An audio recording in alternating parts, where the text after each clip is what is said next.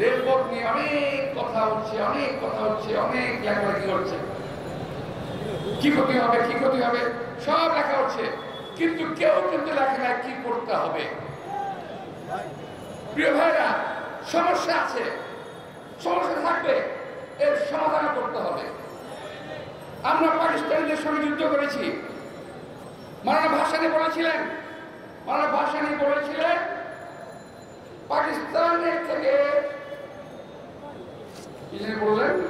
পাকিস্তান থেকে মুক্ত হয়েছি দিল্লি দাসত্ব করার জন্য নয়। এটা আমার কথা নয়, মাওলানা ভাসানীর কথা।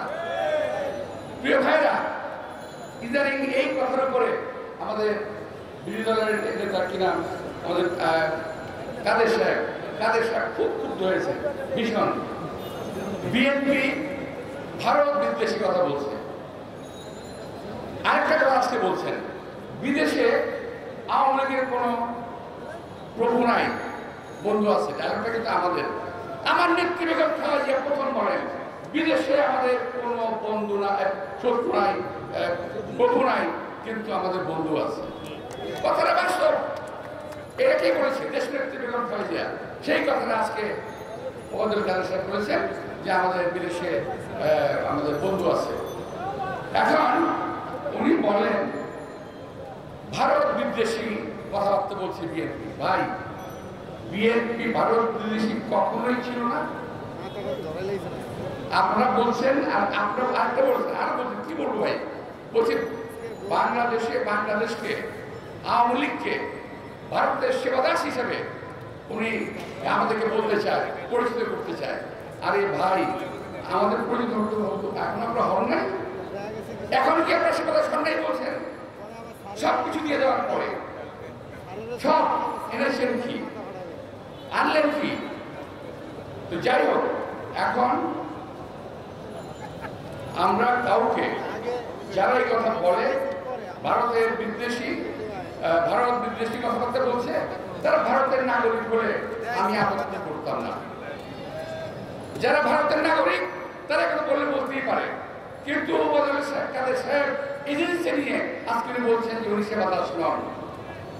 প্রিয় ভাইরা, পরিষ্কার বলতে চাই, দেশনেত্রী বেগম খালেদা জিয়া যে কোনো মূল্যে মুক্তি দিতে হবে। চোর, বাটপার, ডাকাত, বদমাশ সব মুক্তি পেয়ে যায়, আর দেশনেত্রী বেগম খালেদা জিয়াকে আপনি মুক্তি দিতে চান না কেন? আবার আরেকজন বলেন কি জানেন, শেখ কি নাম, হাসান মাহমুদ, উনি বলেন চিকিৎসা নিয়ে উনি ভালোই আছেন। আরে ভাই, আপনার মা কিংবা আপনার স্ত্রী কিংবা আপনার বোন, আপনার দাদি নানি এরা যদি হতো কি করতেন আপনি? আমার নেত্রীর জীবন নিয়ে জীবন হানির কাছে অবস্থা হয়ে গেছে, কোন রকমে বেঁচে আছে, আমরা তাকে বাঁচানোর চেষ্টা করছি, দোয়া করছি। চিকিৎসকরা বলে দিয়েছে আমাদের পক্ষে সম্ভব না, আর আপনারা বলেন যে উনি ভালো আছে। আমি বলতে চাই, উনি ভালো আছেন, এই কথাটা দোয়া করেন, বলতে থাকেন, ইনশাআল্লাহ হয়তো ভালো হয়ে উঠবেন। নইলে আমরা যে আজকে কিন্তু প্রথম, বহুদিন পরে প্রথম দেশনেত্রী বেগম খালেদা জিয়াকে নিয়ে আমরা মুখ খুলেছি, এই মুখ কিন্তু আর থামবে না। কোথায় গিয়ে থামবে সেটা আল্লাহই বলতে পারে। আমার প্রিয় ভাইদেরকে আমি আবার আহ্বান জানাতে চাই, দেশনেত্রী বেগম খালেদা জিয়ার মুক্তির স্বার্থে কোনো আপোষ কোথাও কারোর সঙ্গে আমাদের হবে না। তাকে আমরা মুক্ত করে ছাড়বো ইনশাআল্লাহ।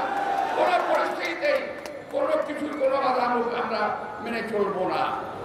দেশনেত্রী বেগম খালেদা জিয়ার মুক্তির লক্ষ্যে বিএনপি কর্মসূচি দিয়েছে, আরো কর্মসূচি আসবে। তারপরেও আমরা দেশনেত্রীকে মুক্ত করবো।